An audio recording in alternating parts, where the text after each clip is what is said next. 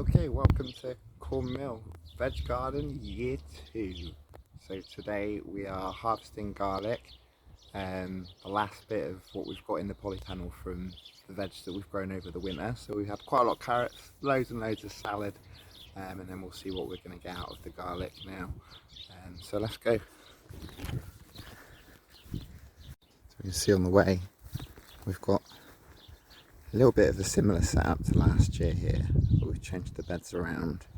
So we've got potatoes, we've got a whole bed of white onions, got another whole bed of potatoes with a few garlic still in there, and then loads of carrots germinating here that I need to thin out, and then loads of red onions. And then this year's going to be a mixed bed here, mainly because the soil's not so good, so I've put in a few things. Added a little bit of compost on top, of some of these plants don't like so much nutrients, so turn this into a bit of a mixture. We've got some rather strange things going on here, so we've also got some ochre there and there, and then nasturtiums, lettuce, spring onions, a leftover cabbage, loads of oregano, and then we've got some sage, rosemary and thyme. So it's a bit of a strange bed. See, this bed's all set up. And then over here we've got a new little goji berry we've put in with some nasturtiums around the back to go up the fence. And pumpkins in there as well. And then if you come back around down here, we've got another load of new beds that we dug over the winter, so it's getting a bit windy. We've got loads of peas, broad beans in the planted with some runner beans to grow up the poles, which are just starting to come up. We've got our spring cabbage overwintered, so we've been eating that loads for the last few months.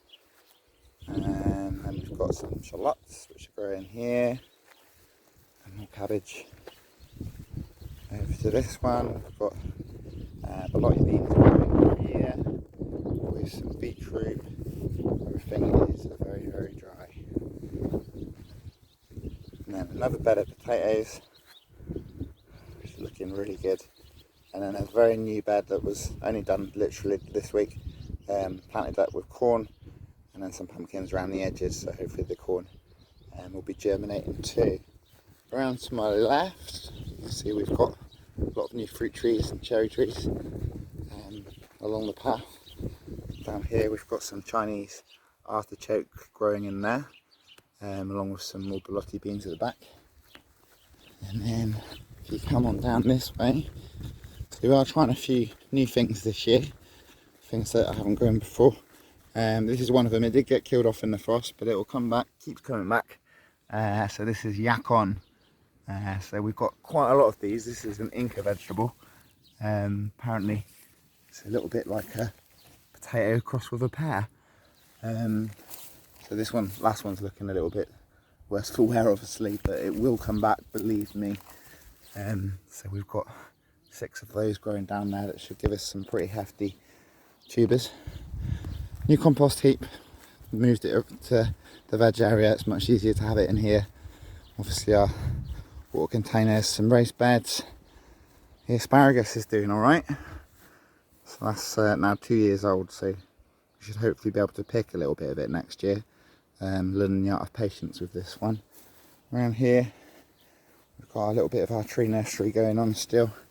We're looking a little bit dry unfortunately, but yeah, we've got some hornbeam, maple, some oaks, loads of hazel. All of these I've done from seed, and then some Leylandii cuttings as well.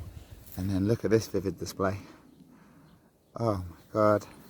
So I was growing this to eat in the veg garden last year, and I knew that it had beautiful flowers, so I thought, why not plant it out at the end rather than waste it and enjoy the beautiful flowers this year. Next to our little mini pond that we've made. Anyway, alright, garlic harvest time. So we've grown 4 varieties over the winter, and 2 soft necks and 2 hard necks. So this first variety is the Eden Rose. It's the one I'm probably most pleased with the consistency, because they're all decent sized bulbs, all a very similar size. So looking forward to that. It's a decent amount of garlic we've got there, ready to be cleaned up and then hung up, and then we'll dry that out for a few weeks before we store it. The hard neck doesn't store as well as the soft neck, but it still will store for a good maybe 4 or 5 months, just not quite as long as the hard neck one. So this one here is Germador, most inconsistent of all, but also the one with the biggest bulb.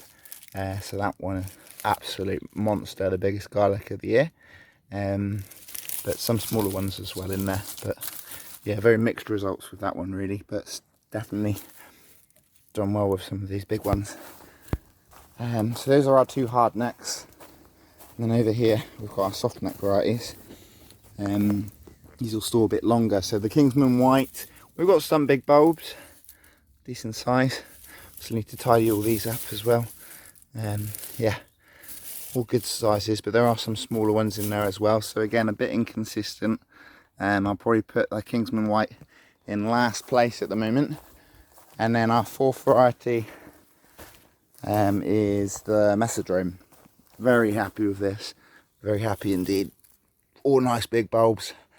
So I think either that one or the Eden Rose is the winner of this year's competition for 2025 garlic harvests. So yeah, time to clean this all up and dry it out, and then we should have garlic forever, really. Shouldn't have to buy it again. Fantastic. You can see I'm making a little bit of a mess here, just tidying up with the garlic. You can see, look at that, nice and white, like the roots on it now. So I'm just going to show you what I do. So these are the ones I've still got to do left. So all I'm doing, this is just my method, you don't have to do it like this, is I get my garlic, just chop the end of the roots off, not too close so you don't hurt the bulb, just to get the worst of that off. And these outside leaves should just peel down nice and easy. Revealing, there we go, sometimes you get left with this bit of skin on the end, but yeah, revealing perfectly white garlic. And then with the leaves, I'll leave most of them on, but I just chop the tips off just to make it easier for storing, really. So there's the nice garlic. Right. So yeah, that's how I'm doing it. Storing these then in the shed in their boxes, so there's some airflow between them. Probably only for a week or 2, and then I'll be threading them, and they can go in the kitchen, probably last us for ages, and I'll keep some for seed as well. So yeah, brilliant. Alright, so the garlic harvest cleaned up and finished. We've got Mesodrome done well in 2nd place, and we've got the Germador in 3rd place, bit inconsistent with some of them, but also the largest bulb. Where is it? Well, both of these ones are absolutely huge. Look at those stonkers. So yeah, that one does win biggest garlic, but I'm putting it in 3rd for the inconsistency. In 1st place, Eden Rose. Really consistent, decent sized bulbs, loads of them. And in last place, the Kingsman White. I mean, still good considering there were only 2 bulbs of this planted. So we've got more than we put in, which is always good. Some of them look good, like there's a nice one there, but very inconsistent again.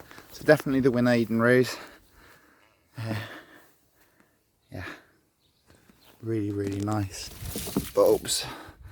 So that's 101 bulbs of garlic from only 8 garlic that have been planted. Not bad.